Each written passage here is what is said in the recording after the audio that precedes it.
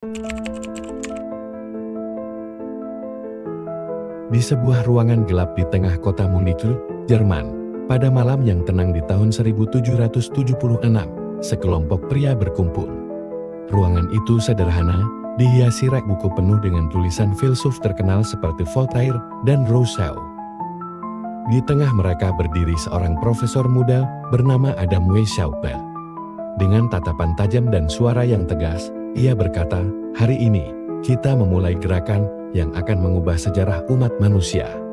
Kita adalah Illuminati dan kita adalah cahaya yang akan menerangi dunia yang tenggelam dalam kegelapan."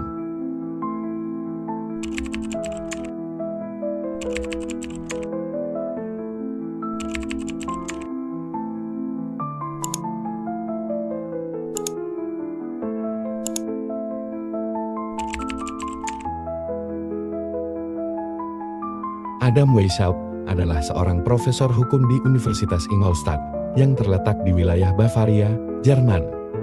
Ia merasa frustrasi dengan dominasi gereja Katolik dan monarki atas kehidupan masyarakat. Pada masanya, kebebasan berpikir dan hak individu sering ditekan oleh institusi agama dan negara yang berkuasa. Weishaupt, yang terinspirasi oleh gagasan pencerahan Enlightenment, memimpikan sebuah masyarakat di mana akal budi dan kebijaksanaan menjadi dasar kehidupan, bukan dogma dan otoritas. Pada 1 Mei tahun 1776, Weishaupt secara resmi mendirikan kelompok yang ia sebut Orden der Perfektibilisten atau Ordo Penyempurnaan, yang kemudian dikenal sebagai Illuminati. Awalnya, kelompok ini terdiri dari 5 anggota yang memiliki misi yang sangat ambisius, menghapuskan tahayul, mendorong kesetaraan, dan melawan penyalahgunaan kekuasaan.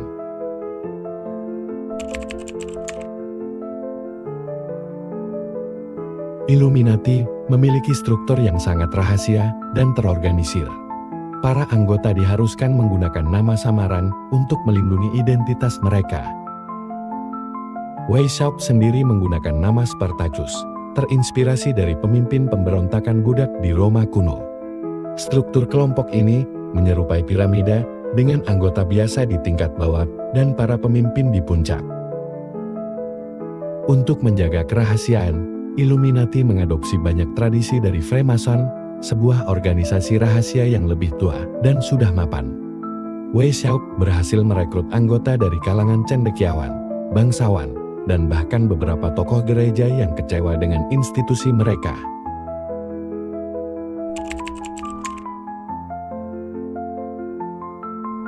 Dalam waktu singkat, Illuminati berkembang pesat. Dengan memanfaatkan jaringan Freemason, Weishaupt dan rekan-rekannya berhasil merekrut ratusan anggota di seluruh Jerman dan negara-negara Eropa lainnya. Mereka menyebarkan gagasan revolusioner tentang kebebasan, kesetaraan, dan perlawanan terhadap otoritas absolut. Namun, kesuksesan mereka menarik perhatian pemerintah dan gereja. Pada tahun 1784, pemerintah Bavaria di bawah pimpinan Adipati Karl Theodor mengeluarkan dekret yang melarang semua organisasi rahasia, termasuk Illuminati. Setahun kemudian, Illuminati resmi dinyatakan sebagai organisasi ilegal. Banyak anggotanya ditangkap, dokumen-dokumen rahasia mereka disita, dan Weishaupt sendiri diasingkan ke Gotha, di mana ia menghabiskan sisa hidupnya.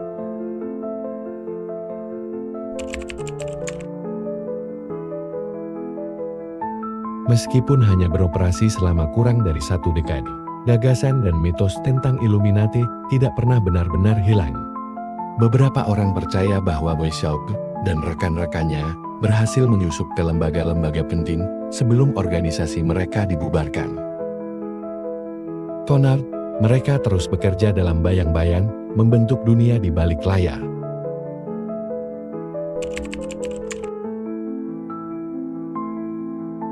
Selama abad-abad berikutnya, nama Illuminati muncul dalam berbagai teori konspirasi. Mereka dituduh berada di balik revolusi Prancis, bahkan Perang Dunia. Konon, mereka adalah dalang di balik peristiwa besar dunia, termasuk pembentukan Bank Sentral AS dan organisasi global seperti PBB. Beberapa percaya bahwa Illuminati mengendalikan dunia melalui media, politik, dan ekonomi. Simbol-simbol seperti piramida dengan mata di atasnya yang muncul di uang kertas dolar AS dianggap sebagai bukti keberadaan mereka.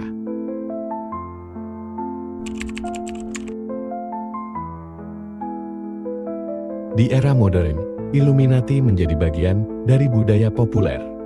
Buku, film, dan musik seringkali menyebut mereka mengaburkan batas antara fakta dan fiksi. Sebagian orang percaya bahwa para pemimpin dunia, dari CEO perusahaan besar hingga presiden, adalah anggota Illuminati yang terus menjalankan agenda rahasia. Namun, ada juga yang meragukan keberadaan Illuminati sebagai organisasi yang masih aktif. Mereka berpendapat bahwa mitos ini hanyalah cerita untuk menakut-nakuti atau mengalihkan perhatian dari masalah sebenarnya. Illuminati, baik sebagai organisasi nyata maupun sekadar mitos, tetap menjadi simbol dari keinginan manusia untuk mencari kebenaran di tengah kekacauan.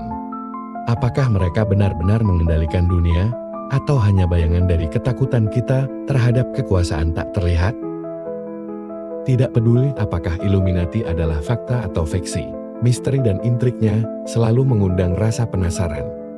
Jika Anda suka cerita penuh teka-teki seperti ini, jangan lupa untuk like, share, dan subscribe agar Anda tidak ketinggalan kisah-kisah menarik lainnya.